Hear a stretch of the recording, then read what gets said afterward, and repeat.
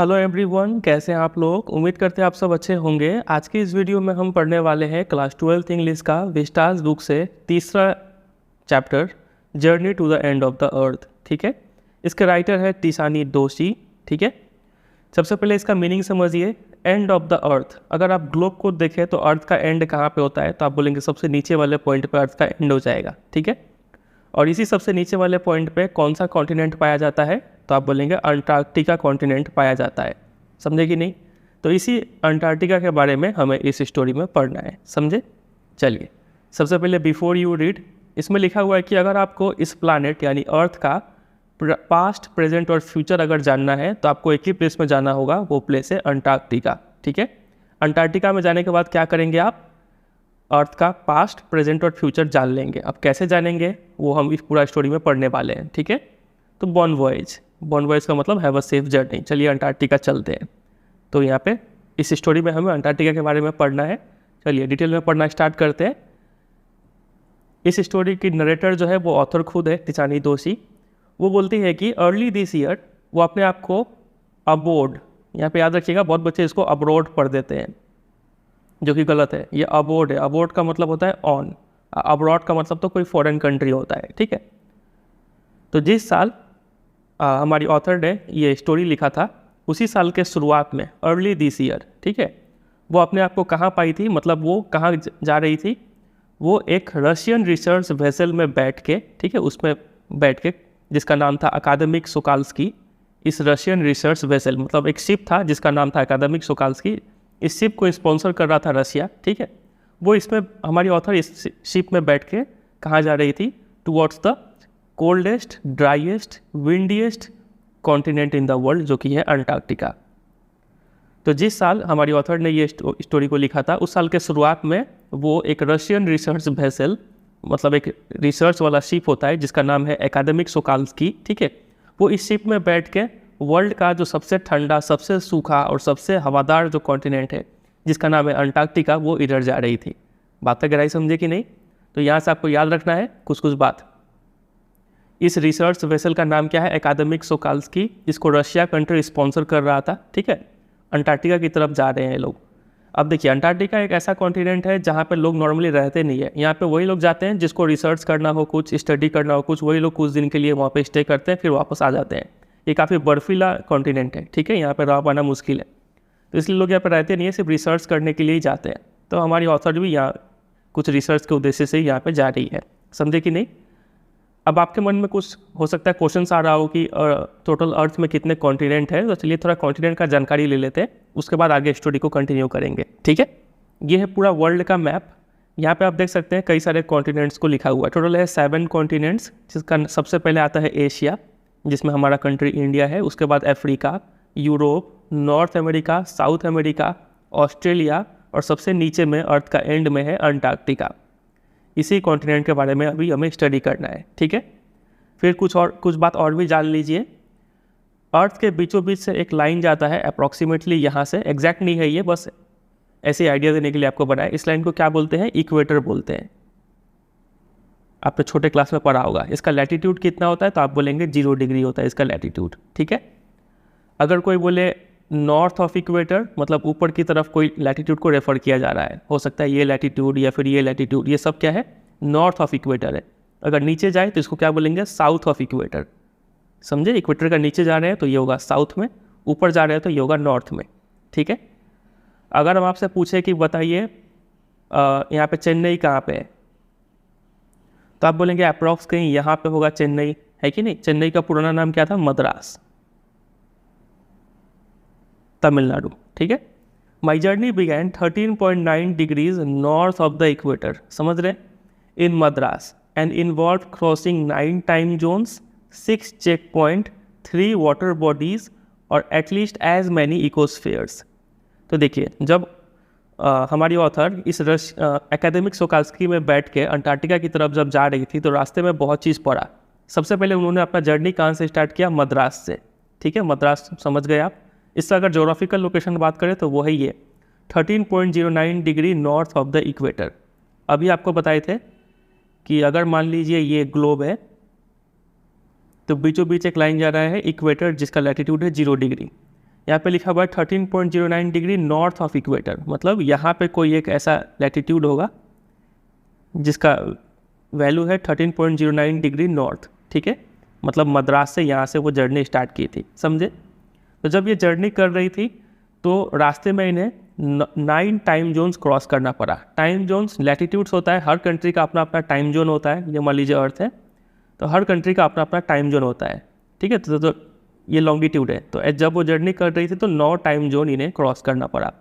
इसके साथ साथ 6 चेक पॉइंट क्रॉस करना पड़ा, 3 वाटर बॉडी क्रॉस करना पड़ा और कई सारे इकोस्फीयर्स। इकोस्फीयर मतलब एक ऐसा सिस्टम जिसमें कई सारे ऑर्गेनिजम्स आसपास के एनवायरनमेंट को यूज़ करके रह रहे हो, ठीक है, इसको इकोस्फीयर बोलते हैं। तो कई सारे ऐसे इकोस्फीयर उन्होंने क्रॉस किए। तो ऑथर जो है यहाँ पे काफ़ी डिटेल में डिस्क्राइब कर रही है अपना जर्नी को। तो एग्जाम में क्वेश्चन आता है कि ऑथर का राइटिंग स्टाइल क्या है, तो हम बोल सकते हैं कि ऑथर का राइटिंग स्टाइल जो है वो है डिस्क्रिप्टिव, ठीक है, ये वर्ड याद रखिएगा। इस चैप्टर का डिटेल क्वेश्चन आंसर्स आपको मेरे वेबसाइट पे मिल जाएगा। चैप्टर अभी समझ लीजिए, फिर वेबसाइट से जाके क्वेश्चन आंसर जरूर प्रिपेयर कीजिएगा, ठीक है। चलिए आगे देखते हैं। तो by the time I actually set foot on the Antarctic continent I had been travelling over 100 hours in combination of car, aeroplane and a ship. तो जब तक ऑथर अंटार्कटिक कॉन्टिनेंट में पहुंची तब तक वो 100 घंटे ट्रैवल कर चुकी थी। और इस 100 घंटों का जर्नी में कुछ टाइम उन्होंने कार में ट्रैवल किया, कुछ टाइम एरोप्लेन में और कुछ टाइम शिप में, ठीक है। तो सबसे पहला इमोशन उन्होंने जो फील किया जब उन्होंने अंटार्कटिका को फेस किया तो वो पाई कि, चलिए लाइन बाय लाइन पढ़ते हैं, देखते हैं। So my first emotion on facing Antarctica's expensive white landscape and uninterrupted blue horizon was relief. सबसे पहले उन्होंने जब अंटार्कटिका में कदम रखा उन्होंने देखा कि काफ़ी सफ़ेद सफ़ेद लैंडस्केप है, क्योंकि हर जगह बर्फ़ ही बर्फ़ है। अनइंटरप्टेड ब्लू होराइजन, जहाँ तक उनका नज़र जा रहा है, मतलब आसमान और धरती जहाँ पे मिल रहा है, ठीक है, वो एकदम क्लियर दिख रहा है। तो ऐसा सीन देखने के बाद उन्हें सबसे पहले क्या फील हुआ, कैसा इमोशन आया उनके अंदर, तो वो रिलीफ फील की, शांति, एक शांति का फील आया, ठीक है। उसके बाद followed up with an immediate and profound wonder. उसके बाद उन्हें कैसा फीलिंग आया, वो काफ़ी वंडर मतलब आश्चर्यचकित हो गई ये पूरा सीन देख के। प्रोफाउंड मतलब डीप, काफ़ी गहरा आश्चर्य उन्हें हुआ। किस बात का वंडर वो फील कर रही थी, तो उन्हें इस बात का आश्चर्य हुआ कि वंडर एट इट्स इमेंसिटी, इतना बड़ा ये कॉन्टिनेंट है, ठीक है, इट्स आइसोलेशन, कितना कटा हुआ है ये पूरे दुनिया से, but mainly at how there could ever have been a time when India and Antarctica were part of the same land mass. और इस बात को सोच के उन्हें और भी ज़्यादा आश्चर्य हुआ कि एक समय ऐसा भी था जब इंडिया और अंटार्कटिका दोनों एक ही धरती के टुकड़े थे। मतलब इंडिया, ये जो पूरा अभी आप ग्लोब देखते हैं, इंडिया यहाँ पे कहीं पे है, इधर अफ्रीका है, इधर साउथ अमेरिका, इधर नॉर्थ अमेरिका, ठीक है, इधर ऑस्ट्रेलिया, इधर अंटार्कटिका। तो एक समय ऐसा था जब ये सारे जो लैंड मास है ना, ये सब एक ही जगह कनेक्टेड थे, समझ रहे हैं, एक ही जगह पे सारा लैंड मास था। फिर ये टूटा और सब अलग अलग बिखर गए, समझे कि नहीं। तो ये बात सोच के ऑथर काफ़ी वंडर फील कर रही है। अब ये कैसे टूटा, कब वो समय था जब ये पूरे सब लैंड मास यूनाइटेड थे, उस चीज़ को हमें समझना है। यहाँ पे देखिए, पार्ट ऑफ हिस्ट्री लिखा है कि 650 मिलियन ईयर्स अगो, यानी 65 करोड़, इतना करोड़ साल पहले, ठीक है, अ जाइंट एमलगमेटेड साउदर्न सब कॉन्टिनेंट जिसका नाम था गोंडवाना डिड इंडीड एग्जिस्ट। इतना 650 मिलियन ईयर्स पहले एक बहुत ही बड़ा एमलगमेटेड मतलब जॉइंट साउदर्न मतलब अर्थ के नीचे वाले पार्ट में एक सुपर कॉन्टिनेंट हुआ करता था। अभी तो हम देख रहे हैं कॉन्टिनेंट, पहले सारा कॉन्टिनेंट एक ही साथ जुड़े हुए थे जिसको बोलते हैं सुपर कॉन्टिनेंट, ठीक है। तो उस सुपर कॉन्टिनेंट का नाम था गोंडवाना। ये अर्थ है मान लीजिए, ठीक है। तो पहले 2 लैंड मास था, पहले तो एक ही लैंड मास था, फिर ये ब्रेक हुआ, ये ब्रेक होके एक लैंड मास इधर की तरफ आ गया और एक लैंड मास इधर की तरफ, ठीक है। इसको लॉरेशिया और इसको गोंडवाना बोला जाने लगा। तो साउथ में जो कॉन्टिनेंट था उसको गोंडवाना बोलते हैं। फिर ये गोंडवाना भी ब्रेक हुआ तो अलग अलग अभी का जो कॉन्टिनेंट है वो पाए गए, ठीक है। सेंटर्ड रफली around the present day Antarctica. तो ये जो गोंडवाना सुपर कॉन्टिनेंट था, इसका लोकेशन क्या था, तो अभी जहाँ पे अंटार्कटिका है वहीं पे पहले गोंडवाना पाया जाता था। उस समय में चीज़ें काफ़ी अलग थी। क्या क्या अलग था? नंबर 1, सबसे पहले तो ह्यूमंस इस ग्लोबल सीन में पहुँचे नहीं थे, ह्यूमंस का इवोल्यूशन नहीं हुआ था तब तक। दूसरा, क्लाइमेट जो था उस समय में काफ़ी गर्म था, आज का टाइम का जो अंटार्कटिका है यहाँ पे, ये अब यहाँ पे बर्फीला है, काफ़ी ठंडा क्लाइमेट है। लेकिन उस समय जब गोंडवाना एग्जिस्ट करता था, जब सारे कॉन्टिनेंट एक साथ हुआ करते थे यहाँ पे, तो उस समय सबसे पहला तो ह्यूमंस नहीं थे, दूसरा यहाँ का क्लाइमेट काफ़ी वार्म था। इसके अलावा hosting a huge variety of flora and fauna, काफ़ी टाइप्स के एनिमल्स और प्लांट्स यहाँ पे पाए जाते थे। अभी तो बर्फ़ में ज़्यादा कुछ एग्जिस्ट नहीं करता है, ठीक है। For 500 million years Gondwana thrived, but around the time, देखिए 650 मिलियन ईयर्स पहले गोंडवाना एग्जिस्ट करता था।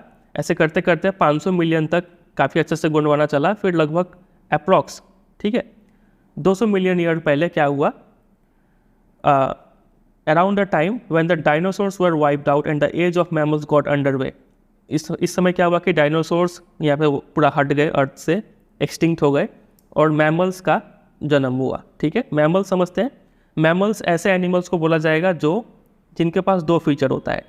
पहला, वो लाइव बर्थ देते हो, सीधा बच्चे को जन्म देते हो, अंडा नहीं देते हो, ठीक है। और दूसरा, वो अपने बच्चे को दूध पिलाते हो, ठीक है। ये दो फीचर हुआ तो मैमल बोलेंगे। तो क्या हम ह्यूमन बींग्स मैमल्स हैं? हाँ, ठीक है। तब क्या हुआ, the land mass was forced to separate into countries. तो लगभग 200 मिलियन ईयर पहले ये जो लैंड मास था गोंडवाना, ये ब्रेक हो गया और अलग अलग कंट्रीज, कॉन्टिनेंट बने। और ऐसा ग्लोब हमें देखने को मिला जैसा कि आज हमें देखने को मिल रहा है, ठीक है। समझ रहे हैं हिस्ट्री? चलिए, अगर आप ज्योग्राफी के स्टूडेंट हैं तो आपने क्लास 11 में भी इसको पढ़ रखा होगा। फिर आगे देखिए, to visit Antarctica now is to be part of that history. अगर आप आज अंटार्कटिका विजिट करते हैं तो आप उस हिस्ट्री का हिस्सा हो जाते हैं और आपको ये चीज़ समझने का मौका मिलता है कि हम कहाँ से आए हैं और हम कहाँ पॉसिबली जा रहे हैं। हमारा पास्ट और फ्यूचर, आप ये चीज़ समझ सकते हैं अंटार्कटिका में आके, ठीक है। आप जब अंटार्कटिका आएंगे ना तो आप समझेंगे कि ये जो कॉर्डेलियन फोल्ड्स है, ये एक माउंटेन रेंज है नॉर्थ अमेरिका में, ठीक है, वो कैसे उत्पन्न हुआ, उसका सिग्निफिकेंस क्या है। प्री कैम्ब्रियन ग्रेनाइट शील्ड, ठीक है, जो बहुत ही पुराने जो ग्रेनाइट शील्ड है, रॉक के जो टुकड़े हैं, ठीक है, उनका इंपॉर्टेंस आप समझ पाएंगे। फिर ओजन और कार्बन, इसका इंपॉर्टेंस समझ पाएंगे। ओजन समझते हैं, ये इसका फॉर्मूला होता है O3। ये कहाँ पाया जाता है? तो अर्थ का जो एटमॉस्फेयर है उसका एक लेयर है जिसका नाम है स्ट्रेटोस्फीयर, यहाँ पे पाया जाता है ओजोन, ठीक है। ओजोन का यूज़ क्या है? तो ये सन का यूवी रेज को प्रिवेंट करता है अर्थ पे आने से। अगर ये यूवी रेज आ गया तो बहुत डिस्ट्रक्शन करेगा, ठीक है।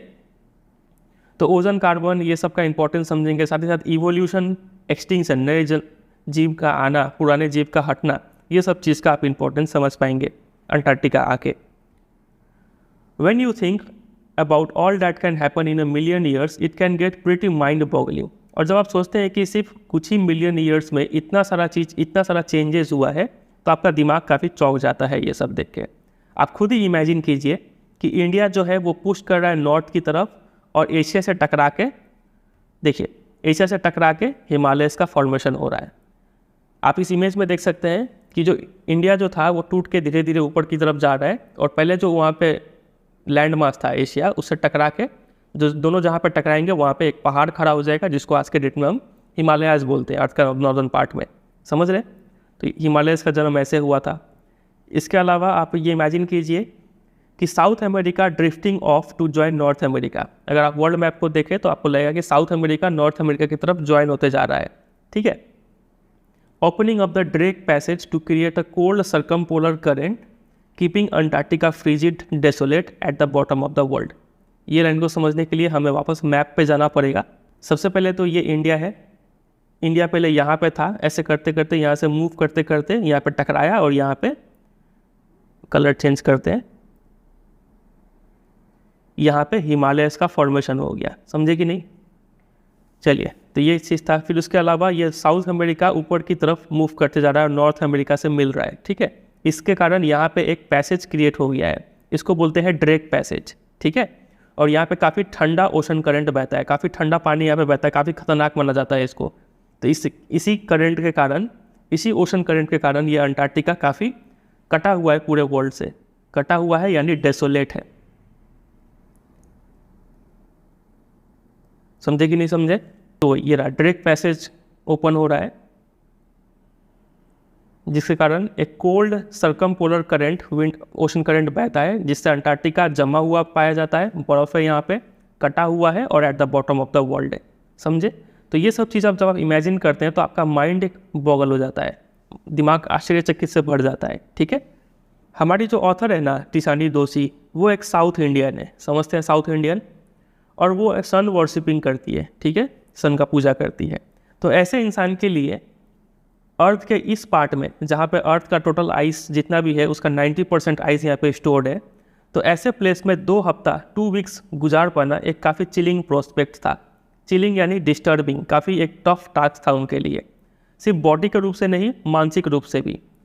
वो यहाँ पे लिखा है not just for circulatory and metabolic function. ऐसे ठंडे जगह पे ब्लड का जो बॉडी में सर्कुलेशन है वो डिस्टर्ब होता है। मेटाबॉलिक फंक्शन, आप जो भी खाना खा रहे हैं वो शरीर में सही तरीके से पच रहा है कि नहीं, यूटिलाइज हो रहा है कि नहीं, तो शरीर का मेटाबॉलिक और सर्कुलेटरी फंक्शन डिस्टर्ब हो जाता है। साथ ही साथ मानसिक रूप से भी काफ़ी डिस्टर्ब हो जाते हैं लोग यहाँ पे, तो ऑथर का इमेजिनेशन भी काफ़ी डिस्टर्ब होता है यहाँ पे। तो ये सब के कारण यहाँ पे 2 हफ्ता गुजार पड़ना ऑथर के लिए काफ़ी एक चिलिंग प्रोस्पेक्ट था। समझे कि नहीं? इसके ऊपर क्वेश्चन आता है, इसके ऊपर क्वेश्चन हम डाल दिए हैं वेबसाइट में, आप देख लीजिएगा। ठीक है, चलिए। It's like walking into a giant ping pong ball. ऐसा लग रहा है कि यहाँ पे आप एक बहुत बड़े पिंग पोंग बॉल पे वॉक कर रहे हैं और इस बॉल में कोई भी ह्यूमन मार्कर्स नहीं है, ह्यूमन का कोई इंडिकेशन नहीं है।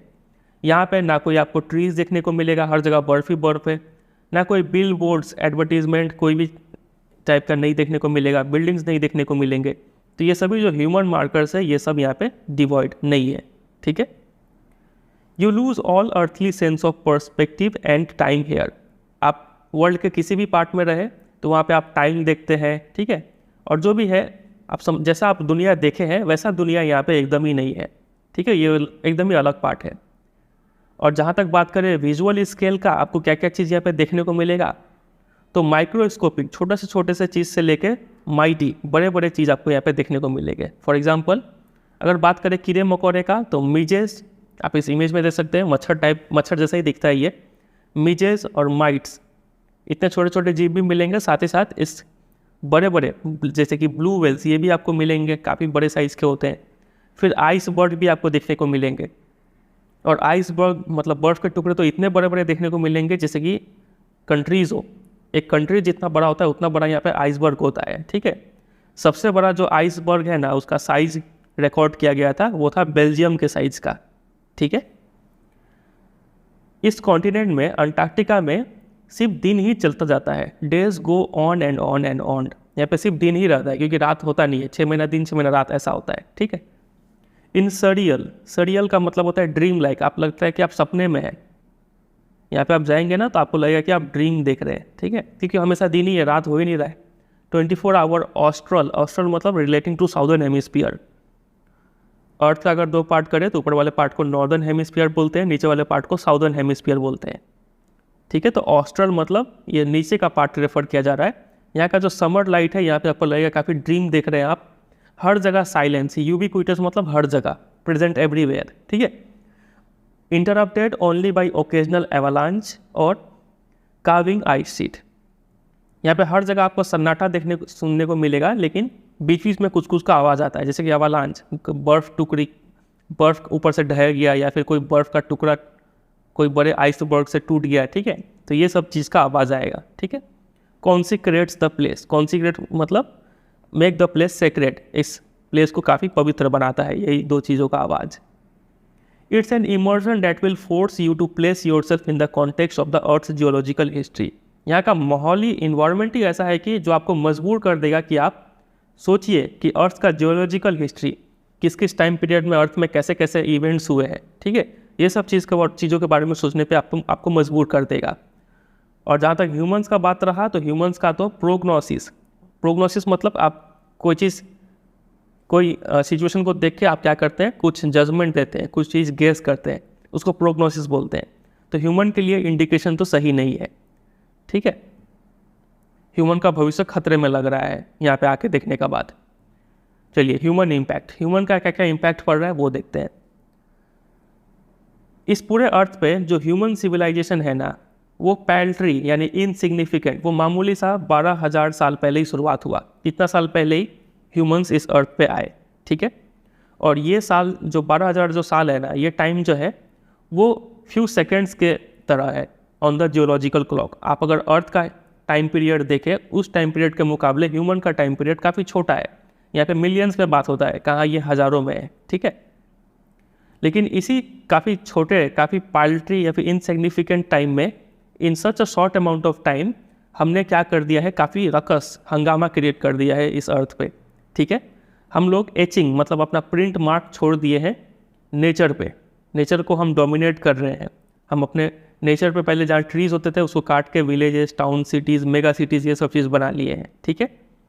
इसके अलावा जो ह्यूमन पॉपुलेशन है वो काफ़ी तेज़ी से बढ़ रहा है, जिससे कि हम दूसरे स्पीसीज़ मतलब दूसरे जानवर जो हो गए उनसे हम काफ़ी बैटल compete कर रहे हैं फॉर द लिमिटेड रिसोर्सेज। अर्थ पे रिसोर्सेज लिमिटेड है, हवा, पानी, ठीक है, मिनरल्स, ये सब लिमिटेड है। तो इस रिसोर्सेज को कौन यूज़ करेगा, उसके लिए बैटल हो रहा है अर्थ के इस अलग अलग स्पीसीज में, ठीक है। इसके साथ साथ हम क्या कर रहे हैं, फॉसिल फ्यूल्स को बर्न कर रहे हैं, ठीक है, अनमिटिगेटेड तरीके से। अनमिटिगेटेड मतलब अनस्टॉपेबल, लगातार फॉसिल फ्यूल्स को बर्न किए जा रहे हैं, जिससे कि क्या हो रहा है, has now created a blanket of carbon dioxide, जिसके काफ़ी ज़्यादा कार्बन डाइऑक्साइड क्रिएट हो गया है अराउंड द वर्ल्ड। और ये कार्बन डाइऑक्साइड से धीरे धीरे क्या हो रहा है, ग्लोबल वार्मिंग हो रहा है। और इसके कारण अर्थ का जो टेम्परेचर है वो धीरे धीरे लेकिन काफ़ी सही तरीके से बढ़ रहा है, अर्थ का टेम्परेचर, ठीक है। और इसी टेम्परेचर चेंज के कारण क्या हो रहा है, क्लाइमेट चेंज हो रहा है। गर्मी के टाइम में बारिश नहीं होना, ठीक है, बहुत ज़्यादा गर्मी पड़ना, ठंड कम पड़ना, इसी को क्लाइमेट चेंज बोलते हैं, ठीक है।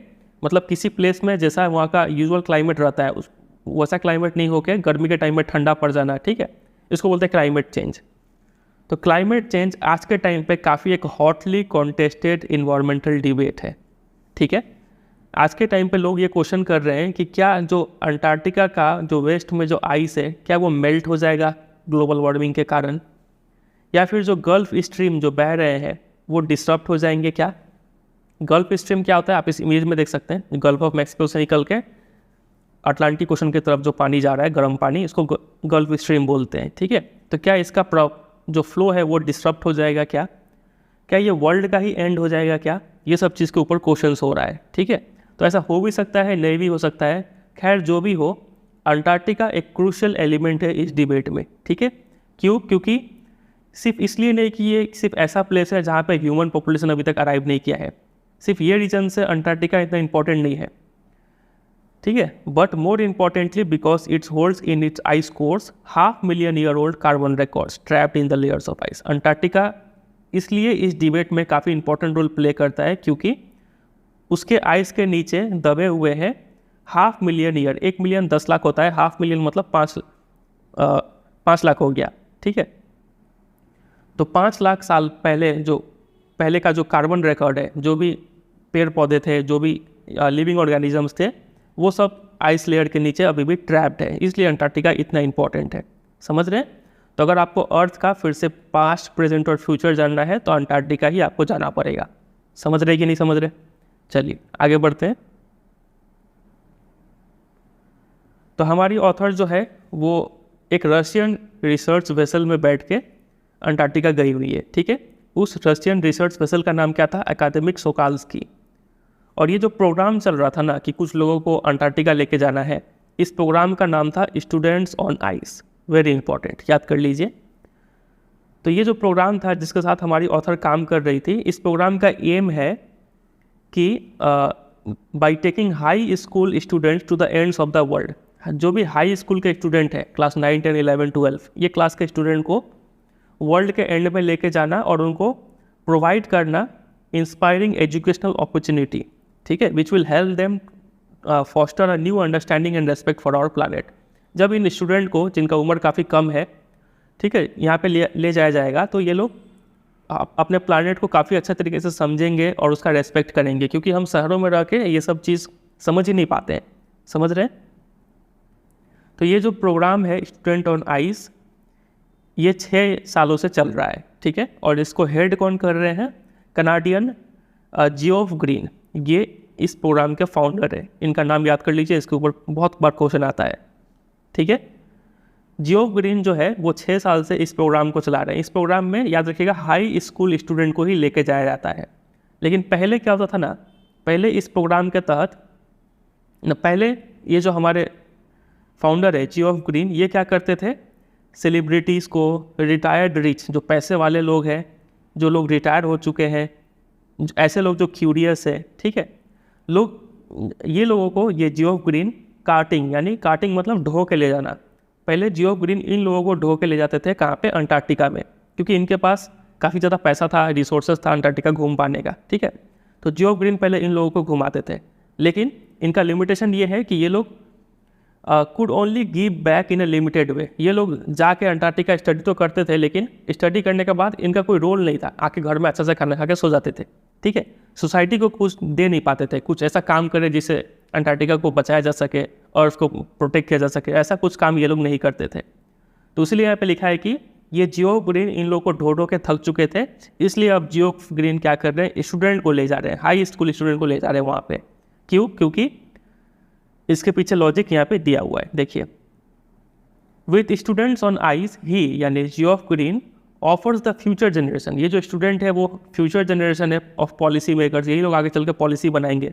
तो अगर इनको अच्छे तरीके से एजुकेट किया जाएगा, अच्छे तरीके से बताया जाएगा अंटार्कटिका के बारे में, तो ये काफ़ी एक लाइफ चेंजिंग एक्सपीरियंस हो सकता है हमारे पूरे ज़माने का, ठीक है। इस एज में ये स्टूडेंट लोग काफ़ी रेडी टू ऑब्जर्व होते हैं, माइंड काफ़ी एक्टिव होता है इन लोगों का, ठीक है, काफ़ी जल्दी सीखते हैं ये लोग, और काफ़ी सबसे जो ज़रूरी है एक्ट भी करेंगे ये लोग, ठीक है, एक्शन भी लेंगे। तो इसलिए स्टूडेंट को ले जाना ज़्यादा फायदेमंद है इन लोगों के मुकाबले, समझे कि नहीं। चलिए आगे मूव करते हैं। और ये जो प्रोग्राम है ना, ये काफ़ी सक्सेसफुल रहा है, और इसके पीछे रीज़न ये है कि it's impossible to go anywhere near the south pole and not be affected by it. आप साउथ पोल, अर्थ का जो नीचे वाला पॉइंट है, इसको साउथ पोल बोलते हैं, इसको नॉर्थ पोल बोलते हैं, ठीक है। तो आप साउथ पोल में जाए, यहाँ पे जाए, और आप इससे अफेक्ट ना हो, ये पॉसिबल नहीं है, ठीक है, ये इम्पॉसिबल है। इसीलिए ये प्रोग्राम काफ़ी सक्सेसफुल रहा है। जो भी स्टूडेंट को जियोफ ग्रीन यहाँ पे लेके जाते हैं, वो स्टूडेंट काफ़ी इम्प्रेस्ड, काफ़ी प्रभावित हो जाते हैं, समझे कि नहीं। फिर अगला पॉइंट है, it's easy to be blase about polar ice caps melting while sitting in the comfort zone of your respective latitude and longitude, but when you can visibly see glaciers retreating and ice shelves collapsing, you begin to realize that the threat of global warming is very real। ये काफ़ी आसान है, आप अपने घर में बैठ के ब्लेज, हम लोग पढ़ते हैं कि आइस मेल्ट हो रहा है, अच्छा है, ठीक है, काफ़ी मतलब आइस मेल्ट हो रहा है, काफ़ी बुरा है दुनिया के लिए, ग्लोबल वार्मिंग हो रहा है, ये सब हम एक कान से सुनते हैं, एक कान से निकाल देते हैं, अगले पल हम अपने लाइफस्टाइल में बिजी हो जाते हैं, मतलब हम इसको ब्लेज मतलब इग्नोर कर देते हैं, ठीक है। लेकिन वो यहाँ पे लिखा है कि इसको इग्नोर करना काफ़ी इजी है while sitting in the comfort zone of our respective latitude and longitude. आपका जिस भी लोकेशन पे घर है, उस लोकेशन को हम लैटिट्यूड और लॉन्गिट्यूड से डिस्क्राइब कर सकते हैं, ठीक है। तो आप जिस भी लोकेशन पे हो, आप वहाँ पे बैठ के, आप अपने कंफर्ट जोन में बैठ के काफ़ी इजीली ये सब इग्नोर करते हैं। लेकिन जब आप एक बार अपने आंखों से इसको देख लीजिएगा ना कि कैसे ग्लेशियर्स मेल्ट हो रहे हैं, आइस के बड़े बड़े टुकड़े कोलैप्स कर रहे हैं, तब आप समझेंगे कि ये जो ग्लोबल वार्मिंग का जो खतरा है वो काफ़ी रियल खतरा है। बहुत जल्दी ये आइस सारा पिघल जाएंगे और हो सकता है ये अंटार्कटिका ही ख़त्म हो जाए, ठीक है। अंटार्कटिका जो है यहाँ पे काफ़ी सिंपल इकोसिस्टम है, ठीक है, और ज़्यादा बायोडाइवर्सिटी नहीं है, लैक ऑफ बायोडाइवर्सिटी। बायोडाइवर्सिटी मतलब बायो मतलब होता है लाइफ, और डाइवर्सिटी मतलब विविधता, अलग अलग टाइप के ऑर्गेनिजम्स यहाँ पे पाए नहीं जाते हैं। तो इस कारण से अंटार्कटिका है परफेक्ट प्लेस स्टडी करने के लिए। ये एक परफेक्ट प्लेस है ये स्टडी करने के लिए कि अगर हम इन्वायरमेंट के साथ कोई भी छेड़छाड़ करेंगे, कोई भी लिटल चेंज भी करेंगे ना, तो उसका जो इम्पैक्ट है वो काफ़ी बड़ा हो सकता है, बिग रिपरकशंस हो सकता है। रिपरकशन मतलब इम्पैक्ट, ठीक है। इसको आप एक एग्जाम्पल से समझिए।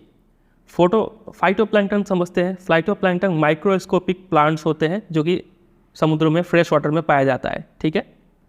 तो ये जो ग्रासेस है ना, जो कि माइक्रोस्कोपिक है, सिंगल सेल्ड होते हैं, ठीक है, एक सेल के होते हैं, ये पूरे सी को नरिश करते हैं और सस्टेन करते हैं entire southern oceans food chain. क्योंकि ये प्लांट है तो ये फोटोसिंथेसिस परफॉर्म करते होंगे, ठीक है।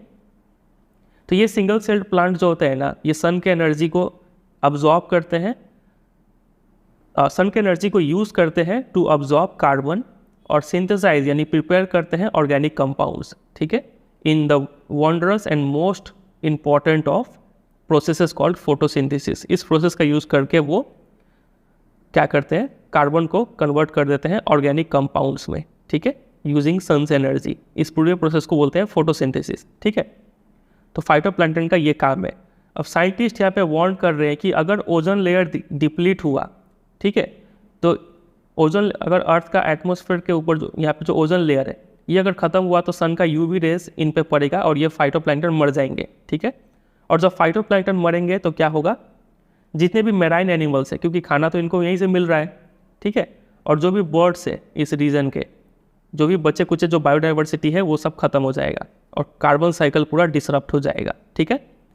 तो ये जो छोटा सा स्टोरी आपने देखा फाइटोप्लैंक्टन का, ये काफ़ी अच्छा एग्जाम्पल है कि आप कैसे अगर छोटे चीज़ों का ध्यान रखेंगे तो बड़े बड़े चीज़ अपने आप हो जाएंगे, ठीक है। चलिए, तो इस फाइटोप्लैंक्टन के ऊपर भी क्वेश्चन आता है, हम डाल दिए हैं क्वेश्चन आंसर में, आप देख लीजिएगा, ठीक है। यही चीज़ आपको लिखना पड़ेगा। अब अगला यहाँ पे टॉपिक है walk on the ocean. Ocean पे कैसे वॉक हुआ वो देखिए। लिखा है कि my Antarctic experience was full of such epiphanies. Epiphanies मतलब रियलाइजेशन, ठीक है। जब ऑथर अंटार्कटिका विजिट की थी तो कई सारे उन्हें अजीब मतलब अच्छा एक्सपीरियंस हुआ था, ठीक है, अच्छा चीज़ रियलाइज़ हुआ उन्हें। लेकिन सबसे अच्छा चीज़ जो उन्हें महसूस करने को मिला वो तब मिला जब वो लोग अंटार्कटिक सर्कल के बहुत ही करीब थे, ठीक है, पहुंचने वाले थे अंटार्कटिक सर्कल। अंटार्कटिक सर्कल एक लैटिट्यूड है 66.30 डिग्री साउथ, ठीक है, इसी को तो अंटार्कटिक सर्कल बोलते हैं। तो इसके ठीक करीब जैसे कि 65.55 डिग्री साउथ यहाँ पे, ठीक है, एक सबसे अच्छा एक्सपीरियंस हुआ। वो एक्सपीरियंस क्या था देखिए।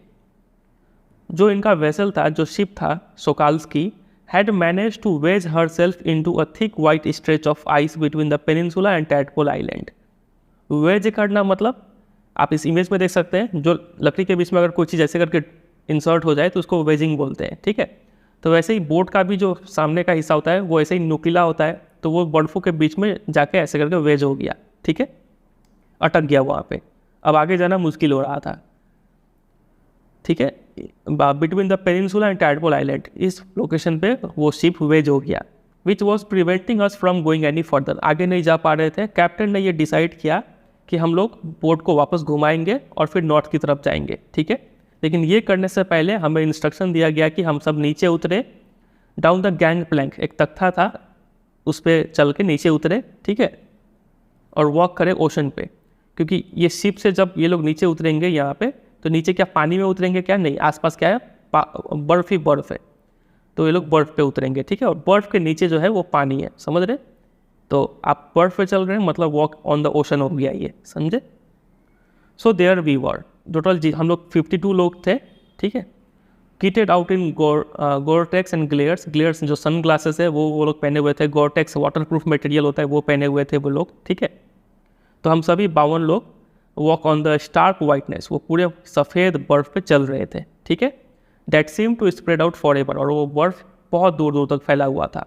और हमारे पैरों के नीचे क्या था, 1 मीटर मोटा आइस पैक था। बर्फ़ का जो लेयर था वो लगभग 1 मीटर मोटा था, और उस बर्फ़ के लेयर के नीचे 180 मीटर गहरा जीवंत और सांस लेने वाला नमकीन पानी था। इसमें लिविंग मतलब इसमें बहुत सारे लिविंग ऑर्गेनिजम्स थे, मछली, दूसरे मैराइन लाइफ वो थे, ठीक है।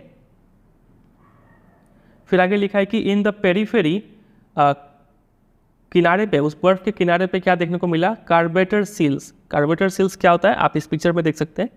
ये लोग धूप सेक रहे थे वहाँ पे, ठीक है। ठीक उसी तरीके से जैसे कि शहरों में जो गली के कुत्ते होते हैं वो लोग एक बनियन ट्री के नीचे छाया में बैठे होते हैं, ठीक उसी तरीके से यहाँ पे ये सील्स धूप सेक रहे थे, ठीक है। तो ये कोई, अब ये जो यहाँ पे इन्होंने बोला ना सील्स के बारे में, ये किसी टाइप का रिविलेशन नहीं है, ये उनको मतलब ऐसा नहीं कि कोई अच्छा ऐसा मतलब अद्भुत चीज़ पता चल गया, ऐसा कुछ नहीं है। एवरीथिंग डज इंडीड कनेक्ट, लेकिन बस उन्हें वो कंपैरिजन करने से नहीं रोक पा रही थी खुद को कि हमारा जो रहते हैं जिस दुनिया में और यहाँ पर अंटार्कटिका में जो दुनिया है वो कितना अलग है, ठीक है। वो बस इन दोनों वर्ल्ड को रिलेट कर रही थी, समझे। तो फाइनली इनका जो जर्नी है वो एंड होता है। अब वो ये लोग लौटते हैं तो फिर से इन्हें वापस से 9 time zones, 6 check point, 3 water bodies और कई सारे इकोस्फीयर्स को क्रॉस करना होता है। तो जर्नी एंड होने के बाद भी हमारी जो ऑथर है तिथानी तोशी, वो अभी भी इस बात को लेकर सोच रही थी कि कितना अच्छा बैलेंस प्ले किया जा रहा है हमारे प्लानट पे, ठीक है। और वो इमेजिन करती है कि क्या हो अगर अंटार्कटिका फिर से वैसा ही वार्म प्लेस बन जाए जैसा कि गोंडवाना का टाइम में हुआ करता था। गोंडवाना का टाइम में अंटार्कटिका काफ़ी गर्म प्लेस था, यहाँ पे एक फ्लोरा फाउना एग्जिस्ट किया करते थे, ठीक है, इन टेम्परेचर वार्म था काफ़ी। लेकिन आज के टाइम पे ये काफ़ी ठंडा है, आइस है, कोल्डेस्ट, विंडीएस्ट, ड्राइएस्ट पार्ट हो गया है, ठीक है। तो अगर अंटार्कटिका पहले जैसा हो जाए तब क्या होगा, क्या हम उस समय में होंगे भी कि नहीं ये चीज़ को देखने के लिए, या फिर हम भी ठीक डायनासोरस, मैमल्स या फिर वूली राइनोस की तरह हम भी इस वर्ल्ड से डिसअपियर हो गए होंगे तब तक। कौन बता सकता है इसका आंसर? कोई नहीं, फ्यूचर ही बताएगा, ठीक है। लेकिन ये जो मैंने 2 हफ्ता गुजारा इन टीनेजर्स के साथ, ठीक है, हाई स्कूल स्टूडेंट के साथ, और इन टीनेजर्स में अभी भी ये आइडियलिज्म है, इनमें अभी भी ये जोश है कि ये लोग इस वर्ल्ड को बचा सकते हैं, ठीक है। ऑल आई कैन से, इन 2 हफ्ता इन लोगों के साथ गुजारने के बाद हम ये बोल सकते हैं कि a lot can happen in a million years, आने वाले मिलियन सालों में बहुत चीज़ हो सकता है, लेकिन एक दिन में कुछ नहीं हो सकता है, ठीक है। चलिए, तो इसी के साथ ये जो पूरा स्टोरी था वो एंड हो गया, समझे कि नहीं? तो उम्मीद करते हैं आपको ये चैप्टर से समझ में आ गया होगा। काफ़ी मतलब टेक्निकल चैप्टर था ये, बहुत सारा टर्म्स ऐसा था जो ज्योग्राफी से रिलेटेड था। उम्मीद करते हैं आपको वो समझ में आ गया होगा। अगर कोई डाउट कन्फ्यूजन है तो आप कमेंट करके बताइएगा, हम आपको वहाँ पे हेल्प करेंगे, ठीक है। और इस चैप्टर का जो भी इंपॉर्टेंट क्वेश्चन आंसर है आप ज़रूर से ज़रूर मेरे वेबसाइट से प्रिपेयर कर लीजिएगा, ठीक है। चलिए एंड करते हैं। वीडियो अच्छा लगा तो जरूर एक लाइक कर दीजिए, फ्रेंड के साथ शेयर कर दीजिए, और अगर आप चैनल पर नए हैं तो उसको सब्सक्राइब भी कर लीजिए, ठीक है। और प्लेलिस्ट सेक्शन देखिए, आपको और भी बहुत सारे वीडियोज़ मिलेंगे जो कि आपको हेल्प पहुंचा सकते हैं। चलिए मिलते हैं बहुत जल्द किसी और वीडियो में, तब तक के लिए bye bye and take care.